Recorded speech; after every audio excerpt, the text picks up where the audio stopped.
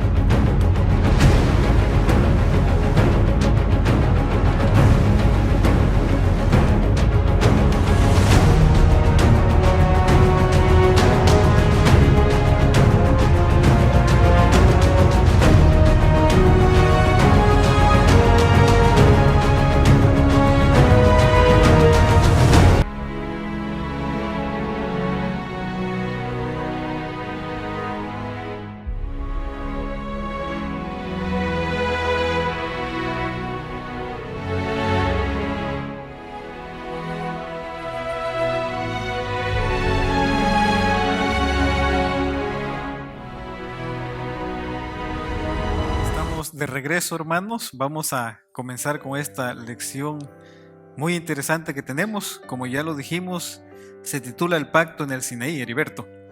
Si te parece, comenzamos con una oración. Entonces, hermanos, donde quiera que nosotros nos encontremos, vamos a inclinar el rostro para orar. Oramos. Padre nuestro que estás en los cielos, santificado sea tu santo nombre, Señor. Señor, en esta ocasión queremos pedirte que, por favor, nos dirijas al estudiar tu palabra. En el nombre de Jesús te lo pedimos. Amén. Amén.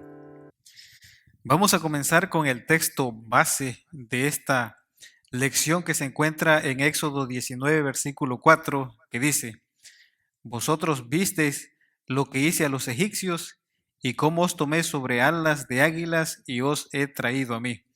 Comenzamos la lección de la escuela sabática. El texto hace referencia cuando el pueblo de Israel estaba esclavizado y cómo Dios lo sacó de ahí, ¿no? O sea, ahí estaban sin Dios, había escasez, pero Dios los liberta, los saca. Y en la ilustración de aquí, de la escuela sabática, nos muestra lo que estaba viviendo el pueblo de Israel, que estaban en escasez, y lo que tuvieron cuando Dios los rescató, Heriberto.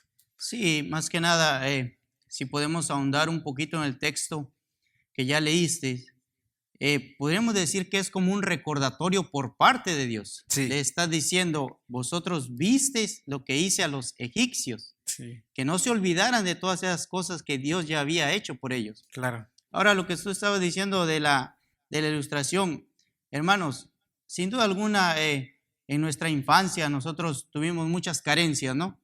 Y aquí muestra la ilustración, la historia de un niño que dice que sufrió un accidente y pues por ende lo tuvieron que llevar al hospital. Y hermanos, allí en el hospital, pues el niño recordaba las veces que él había tenido las carencias, como cuando de repente la comida no alcanzaba y tenían que dividírsela entre los demás hermanos, porque la historia cuenta que eran más o menos siete hermanos ahí en la familia.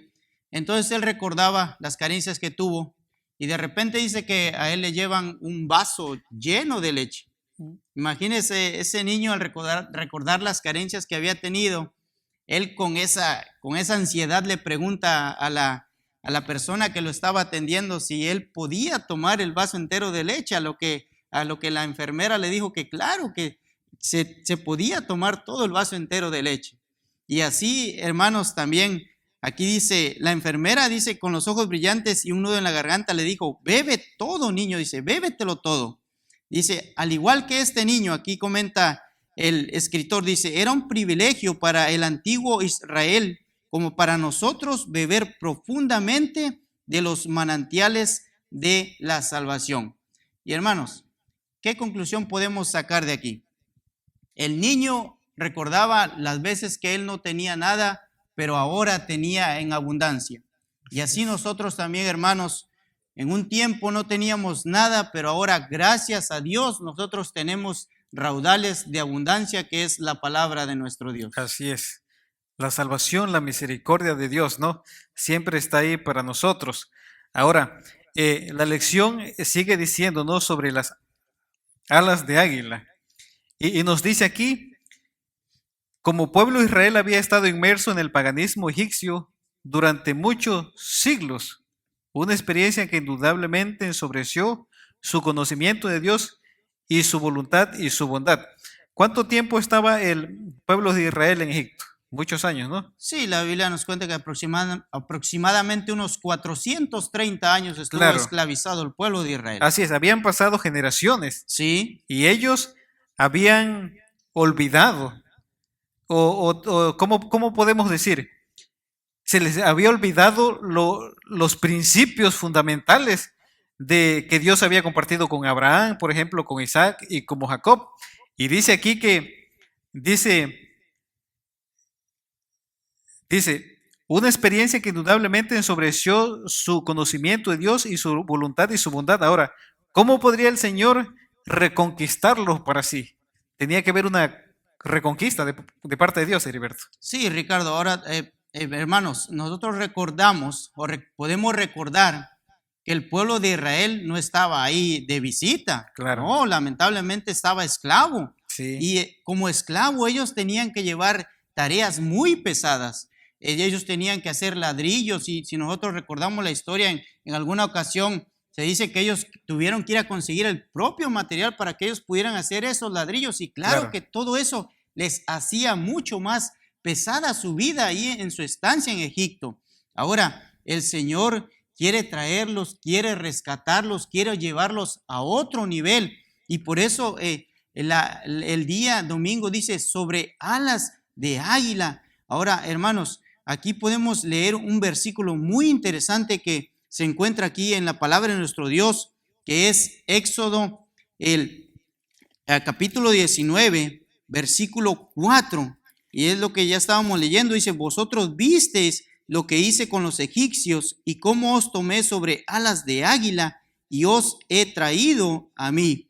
Ahora, hermanos, ya Ricardo lo estaba diciendo, cómo Dios poder reconquistar nuevamente a su pueblo. Así es. Y hermanos, sin duda alguna podemos dar esta aplicación. Por ejemplo, cuando los novios se enojan, ¿no, Ricardo? Sí. Por ejemplo, podemos ver que tal vez la novia se enoja con el novio y el novio busca ¿qué? Busca reconquistarla, ¿no? Busca nuevamente atraerla hacia sí. Así Y es. Dios iba a hacer algunas cosas para que nuevamente este pueblo volviera a confiar en Dios de la manera que Dios quería y esperaba de él. Claro que sí.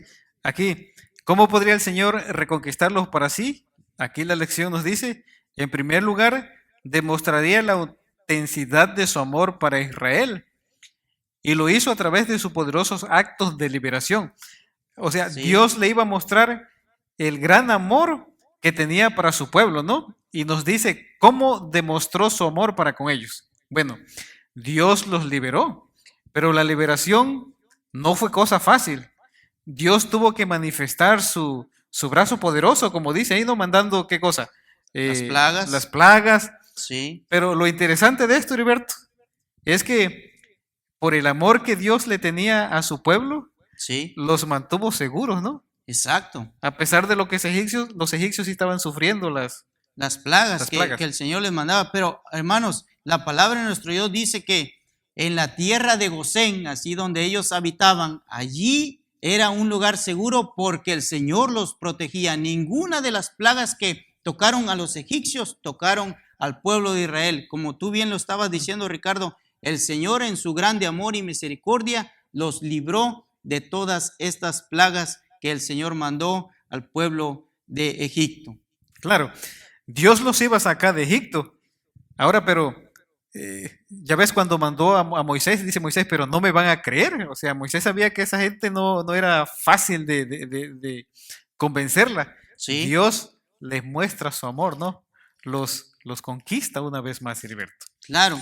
Ahora, hermanos, también hay otro versículo muy interesante aquí en Deuteronomio, capítulo 1, versículo 29 en adelante, y dice de la siguiente manera: entonces os dije, no temáis ni tengáis miedo de ellos. Versículo 30, Jehová vuestro Dios, el cual va delante de vosotros, peleará por vosotros conforme a todas las cosas que hizo por vosotros en Egipto ante vuestros ojos. Versículo 31, en el desierto has visto que Jehová tu Dios te ha traído como trae el hombre a su hijo por todo el camino que habéis andado hasta llegar a este lugar. Y hermanos, sin duda alguna ahí podemos notar el grande cuidado que Dios quería tener para con el pueblo de Israel, porque Dios ahí en esos versículos le está diciendo: ustedes no van a tener que pelear contra aquellas naciones, yo voy a pelear por ustedes. Y así como el padre se preocupa por su hijo, así yo me preocuparé por cada uno de ustedes, dice la palabra de nuestro Dios. Claro que sí, así como un padre hace provisiones para sus hijos, Dios hizo provisiones para el pueblo de Israel también. Sí, Venían en el desierto, tenían sed, Dios le daba de beber. Tenían hambre, Dios les daba comida. Incluso hasta los protegía del sol, ¿no? Como claro, cuando nosotros tenemos a nuestros hijitos, ¿no? Como lo cuidamos, Heriberto, con ese cariño, con amor. con amor. Yo recuerdo una vez que el pastor me mandó a predicar a una iglesia como 1 hora y poquito de aquí. Sí, El aire acondicionado de mi carro se había dañado y yo al principio dije, bueno, no voy a ir porque voy a exponer a mi hijita recién nacida. sí, Y yo no quería eso para protegerla. Sin embargo, Dios me mostró cómo Él cuida de nosotros. Cuando terminó el sermón, me disponía yo a regresar. Y de repente sale un hermano y me dice, pero ¿cómo vas a llevar a tu bebé ahí en ese carro sin aire acondicionado?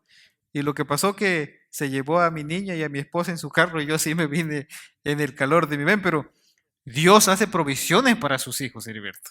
sí. Ahora, Ricardo, otra cosa, otro punto que podemos sacar de aquí es que nosotros por nosotros mismos no podemos hacer nada, somos impotentes. Así es. Aquí el autor lo está dejando saber, dice, estas ilustraciones, o sea, los textos que estábamos leyendo, hermanos, dice, indican que nuestro Dios es plenamente consciente de nuestra impotencia. Claro. Por ejemplo, Dios estaba mirando que el pueblo no iba a poder pelear contra aquellas naciones. Así es. Eran impotentes, pero Dios les estaba dando la seguridad de que Él iba a pelear sus batallas.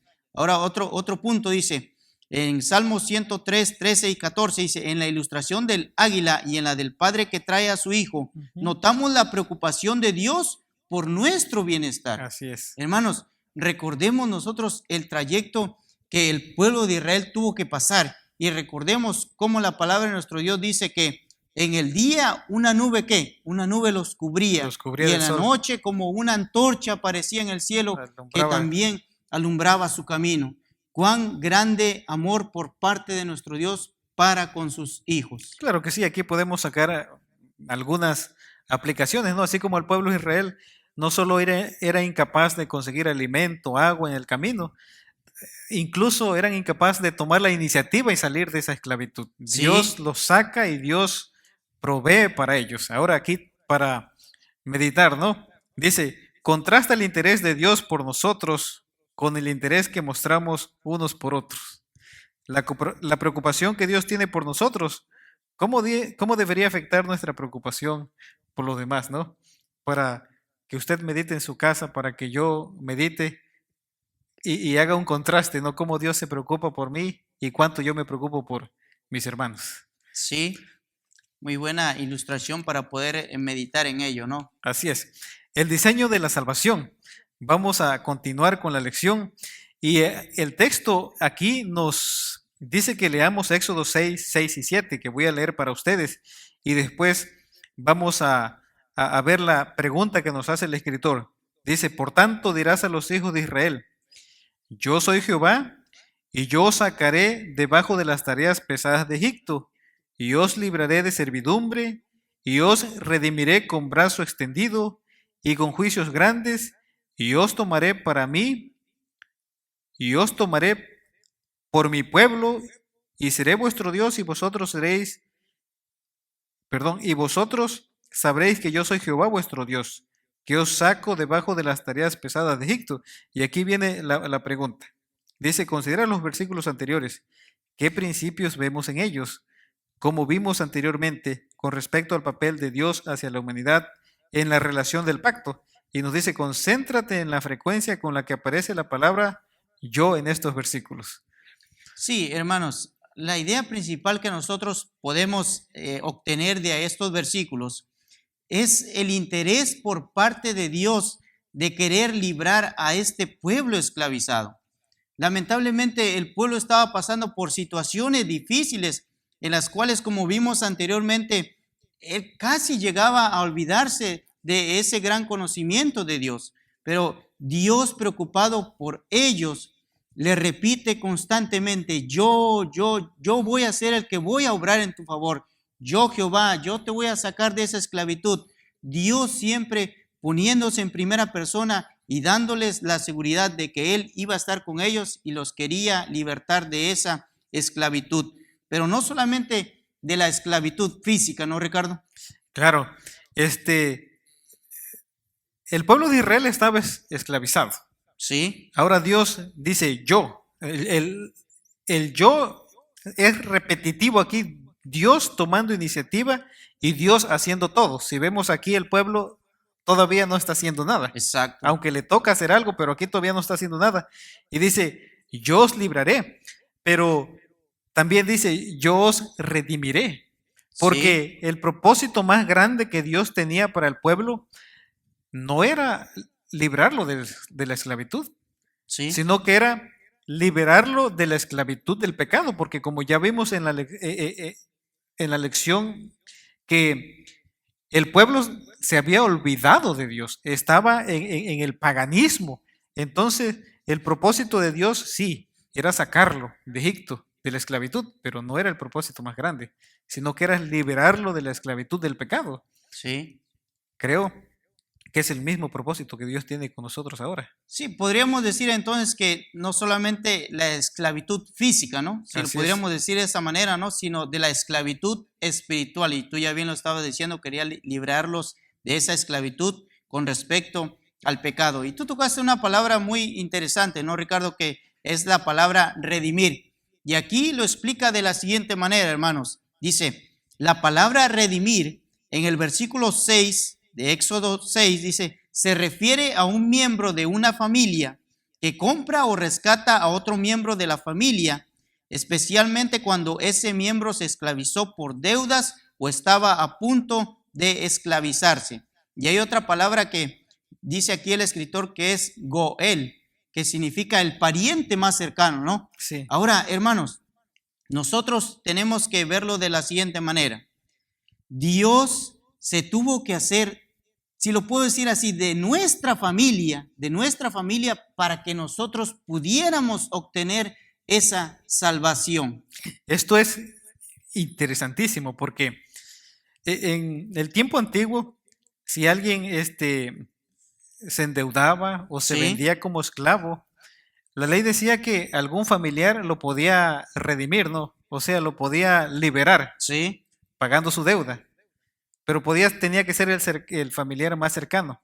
Exacto. Ahora, nosotros también necesitábamos que nos redimieran del pecado. Y lo que tú dijiste es muy interesante porque Dios tuvo que hacerse de nuestra raza para poder redimirnos. O sea, siendo Dios, tuvo que venir a nacer como un ser humano y se hizo hombre. Pero aquí también hay algo interesante porque se hizo como nuestro papá, ¿verdad? Sí, por eso, hermanos, la palabra de nuestro Dios dice, mirad cuál amor nos ha dado el Padre para que ¿qué? Para que nosotros seamos llamados hijos de Dios. Así como tú bien lo estabas diciendo, es nuestro Padre, ¿no? Nuestro Padre. Ahora, hermanos, aquí hay una pregunta interesante que dice, ¿cómo entiendes la idea de que Dios rescatará o volverá a comprar a su pueblo de la esclavitud? Dice, ¿cuál fue el precio que hubo que pagar? Y hay un versículo muy atinado para esta para esta pregunta, que es Primera de Pedro 1:18 en adelante. Tal vez, Ricardo, le pudieras dar lectura. Primera de Pedro 1:18 en adelante. Y dice de la siguiente manera. Sí, dice, sabiendo que fuiste rescatado de vuestra vana manera de vivir, el cual recibiste de vuestros padres, no con cosa corruptible como oro o plata, sino con la sangre preciosa de Cristo, como de un cordero sin mancha y sin contaminación, dice. Sí, hermanos, aquí la pregunta está diciendo, dice, ¿cuál fue el precio que hubo que pagar? Y allí el versículo ya lo está dejando saber muy bien en claro. No fuimos rescatados de nuestra vana manera de vivir con oro o con plata, dice, sino con la sangre preciosa de nuestro Señor Jesús. Ya bien Ricardo lo estaba comentando, cómo poder entender que ese Dios en su grande majestad, que ese Dios allá en los cielos que tenía toda la gloria, toda la honra, dejó todo para poder venir a salvarnos y se hizo uno como nosotros, ¿no? Claro, Dios mostrando su amor para poder redimir al pueblo. No solamente Él inicia, Él rescata, Él redime, Él hace provisión para a sus hijos cuidándolo, dándole agua, dándole comida, sino todavía pone su sangre preciosa para que nosotros pudiéramos tener chance de ser salvos, Heriberto. Sí, y hermanos, otro versículo también muy interesante que se encuentra en Juan el capítulo 1 dice, y aquel verbo fue hecho carne y habitó entre nosotros y vimos su gloria, gloria como la del unigénito de Dios. Y yo me recuerdo, hermanos, que en lecciones pasadas, hablando al respecto de este texto en especial, decía, cuando dice aquel verbo fue hecho carne y habitó entre nosotros, dice que Dios vino a hacer su carpa aquí entre nosotros, habitó Sí. entre nosotros, vivió entre nosotros. ¿Y por qué, hermanos? Tan solo por querer venir a salvar a este pecador. Claro, si recordamos, ¿no? Cuando el pueblo viene en el desierto y hacen su campamento ahí, Sí, Dios también dice, háganme un santuario, háganme un campamento porque voy a habitar entre ustedes. claro. El amor de Dios, hermanos, el deseo de siempre estar al lado de sus hijos. Así como Dios cuidó al pueblo de Israel en el desierto, aún nos sigue cuidando de todo y el propósito sigue siendo el mismo. Es como cuando a veces nosotros nos enfermamos, ¿no? A veces oramos, Heriberto, para que Sí, Dios nos cure. Y por supuesto que Dios quiere curarnos, pero el propósito sigue siendo el mismo. claro. No es solamente curarnos de alguna enfermedad o de alguna depresión, es curarnos del pecado. Sí, así es. Ahora, hay una palabra muy interesante que ya estabas mencionando, ¿no, Ricardo? Que tiene que ver con respecto a lo del santuario, ¿no? ¿Sí? Y por eso pasamos a la parte del martes, hermanos, que se titula El pacto del Sinaí. Y Sí. hermanos, hubo varios pasos en la manera en que Dios condujo a su pueblo porque quería llevarlos al ¿cómo se le puede decir a esta frase? Los quería llevar a la idea principal o a Sí, lo mejor de esto. porque aquí Dios reconquista, ¿no? Sí, Tú estabas usando la ilustración de los novios, ¿no? sí, Es como si, en esto que vamos a ver es como cuando el chico conquista a la chica, pero lo principal es llevarla al matrimonio, exacto. ¿verdad? Sí. Ahora, hermanos, hay varias partes, como ya les estaba yo diciendo. Por ejemplo, aquí se mencionan algunas cosas que el pueblo de Israel pasó. Por ejemplo, dice la llegada y el acampamento de Israel en el Sinaí Sí, después de que el Señor lo libró. sí, La 2 dice la propuesta de Dios de un pacto con Israel. 3, la respuesta de aceptación del pacto por parte de Israel. Y así sucesivamente hay varias cosas de las cuales Dios les fue mostrando. Y sí, la última, solamente leo la última, dice la ratificación del pacto.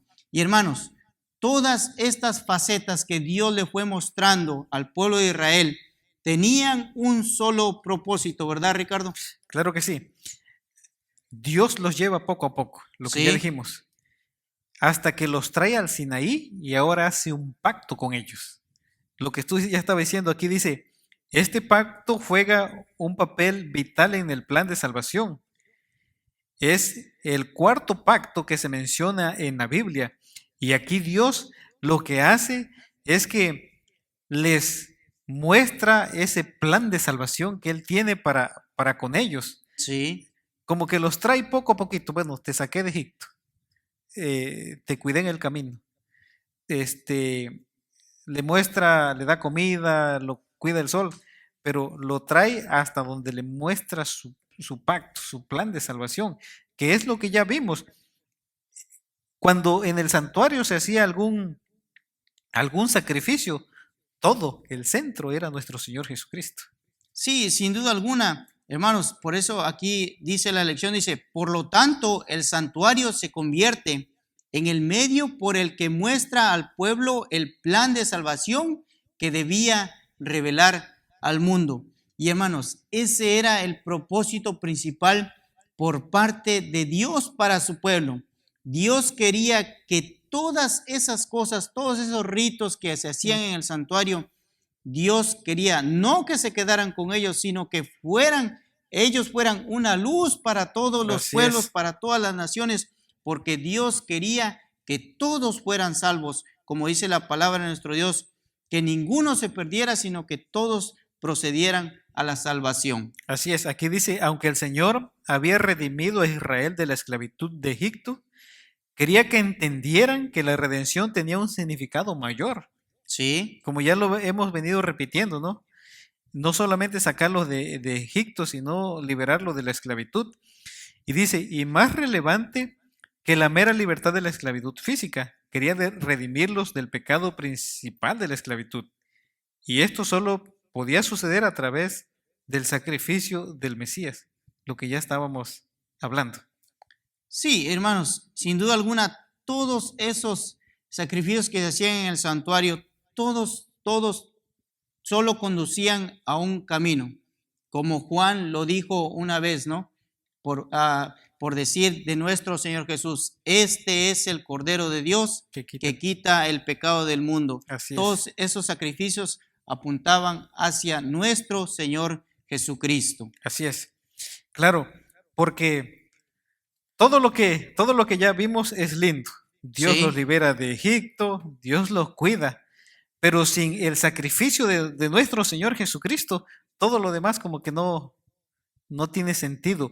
Por eso podemos decir el pacto principal es este, el pacto donde Dios dice, yo te voy a salvar, sí, yo te voy a redimir. ¿Y qué cosa va a pagar Dios? ¿Cómo nos va a redimir Dios? Con su muerte. claro. Ahí muestra el plan de salvación nuestro Dios. Sí, aquí hay un texto muy interesante que dice, porque el pacto, dice, no es más que un pacto de salvación que el Señor ofrece a la humanidad caída. Eso es lo que fue en el Edén y eso es lo que fue en el Sinaí. Así es. Un pacto de salvación. Claro, como lo muestra el escritor, Dios lo ilustra de una manera sencilla, Sí, como lo hizo en el Sinaí, cuando Adán y Eva pecaron, que se dieron cuenta que estaban desnudos, Dios baja y sacrifica ese corderito y corderito. le hace unos vestidos. Dice Dios, así sencillito. Cuando el cordero era sacrificado, le estaba enseñando al pueblo, así voy a ser sacrificado yo por los pecados de ustedes. Exactamente. Ahora, hermanos, podemos continuar entonces a la parte del miércoles, Dios e Israel. Y podemos decir aquí, Ricardo, ¿cómo podemos decir? Eh, es algo de dos, ¿no? Sí, una cuestión De dos. de dos, exacto. Ahora, podemos leer los versículos que aquí traen, hermanos, Éxodo 19, 5 y 6. Y dice de la siguiente manera, y dice, ahora pues, si dais oído a mi voz y guardáis mi pacto, vosotros seréis mi especial tesoro sobre todos los pueblos, porque mía es toda la tierra. Vosotros me seréis un reino de sacerdotes y gente santa. Estas son las palabras que dirás a los hijos de Israel. Hermanos, sin duda alguna, Dios pide algo de nosotros. Dios Claro. pide que nosotros cooperemos con Dios en lo que tiene que ver con respecto a nuestra salvación. Así es. Y el versículo nos lo está dejando ver en claro, porque dice, ahora si diereis oído a mi voz, pero nos está pidiendo algo más, si guardareis mi pacto, Así es. vosotros seréis mi especial tesoro, dice la palabra. Claro, aquí Dios, Él propone un pacto, Sí, pero no es un pacto que se impone a la fuerza. claro. El pueblo de Israel tiene que aceptar ese pacto. Por eso decíamos que era ¿cómo decías, Heriberto? Que era una cuestión de dos. Una cuestión de dos, sí. Por eso, Dios e Israel. Entonces, el pueblo de Israel tiene que hacer su parte, tiene que aceptar y también tiene que cooperar con Dios. Como lo hizo cuando estaban en Egipto, ellos cooperaron con Dios, creyendo en Dios, tomando el camino hacia la Canaán, Sí, hacia la tierra prometida. sí, en su salida, hermanos, también, si nosotros recordamos, Dios les dice, manchen sus dinteles, es. sus puertas, póngale sangre del corderito, porque si yo no veo la señal, lamentablemente van a perecer. Así Pero es. ellos, ¿qué hicieron? Ellos cooperaron con Dios. Claro. Y lo mismo también se nos pide de nosotros, hermanos, que nosotros también debemos de cooperar en esa salvación que Dios le quiere dar al ser humano. Así es, no sé si recordarán en algunas lecciones pasadas donde el escritor nos hacía una pregunta, ¿qué hubiese pasado si Dios le dice a Noé, construyete una arca? Y Noé hubiera dicho, no quiero construir el arca.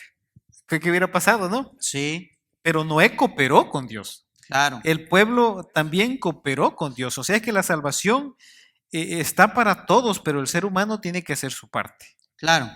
Ahora, hay otra cosa muy interesante, hermanos.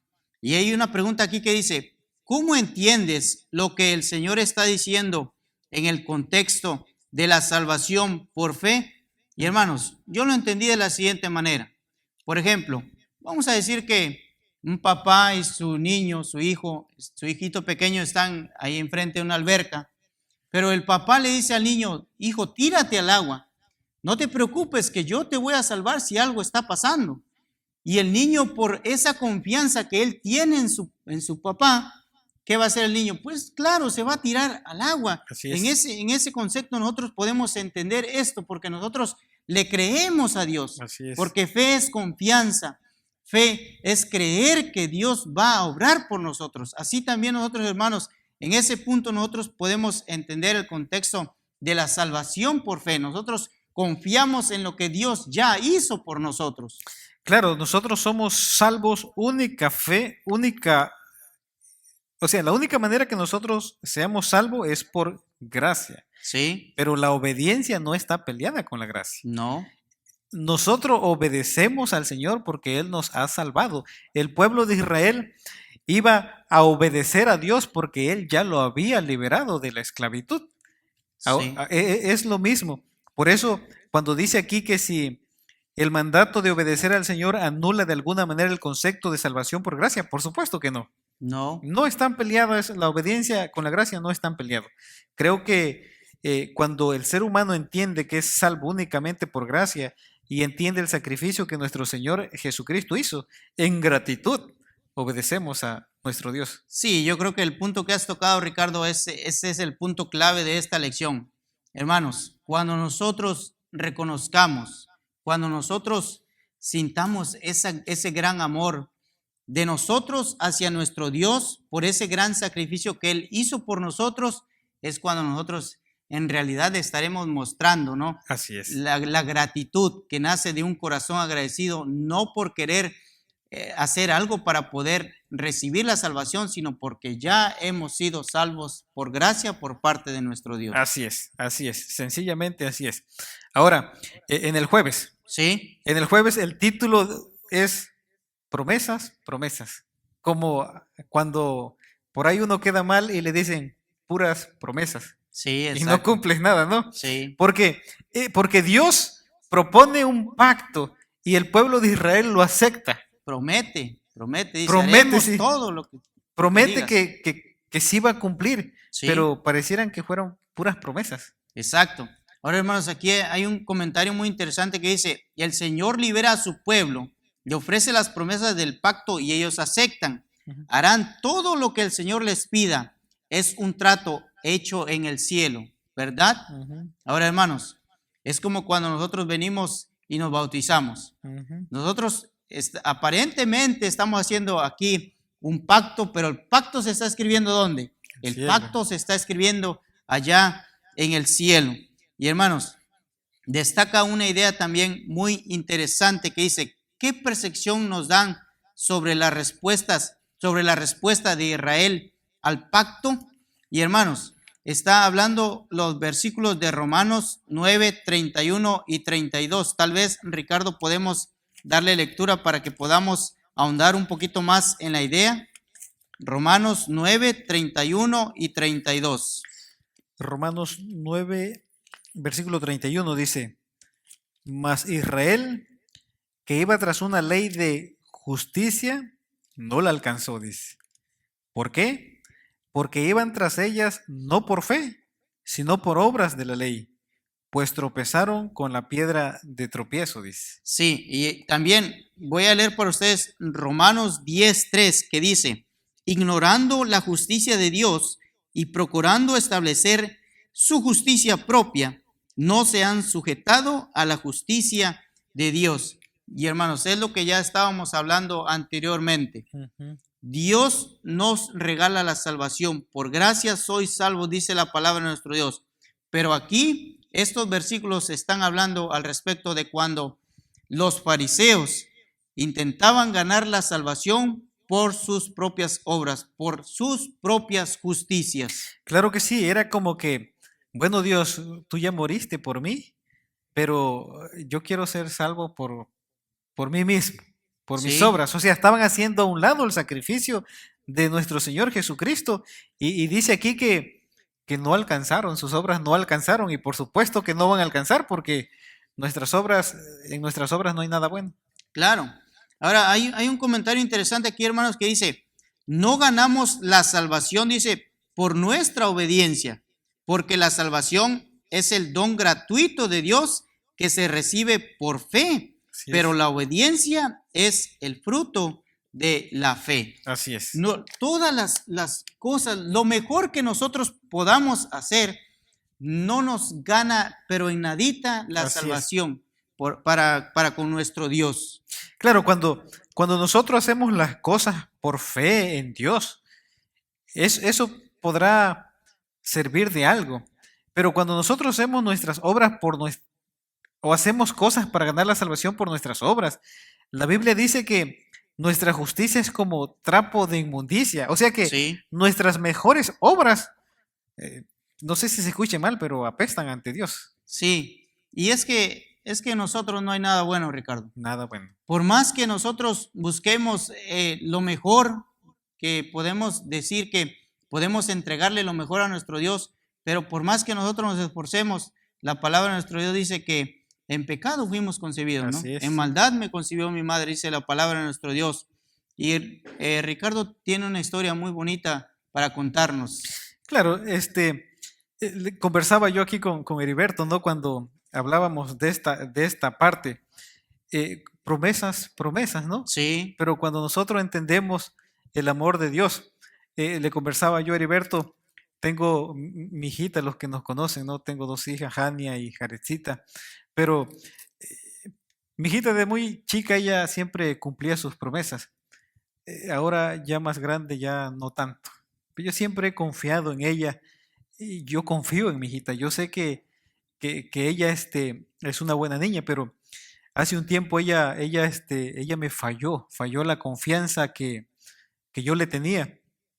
Entonces, yo en mi coraje le iba yo a dar con el cincho, pero a mi mente vino ese texto que dice, no, con amor eterno te he amado, por lo tanto te prolongué mi misericordia. Y yo le di la misericordia a mi hijita. Y ella me prometió que de ahí en adelante se iba a portar bien y iba a obedecer. Lo interesante de eso que 2 días y volvió a fallar otra vez.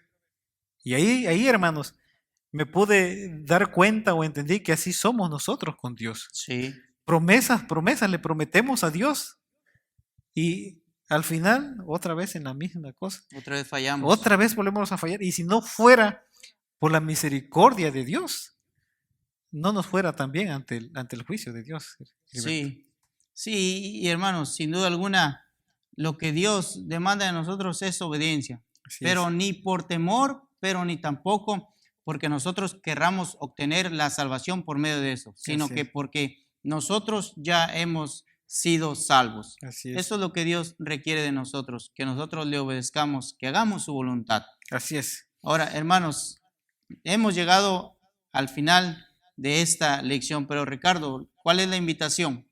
La invitación, hermanos, es para que la próxima semana nos acompañen para que sigamos estudiando y aprendiendo juntos.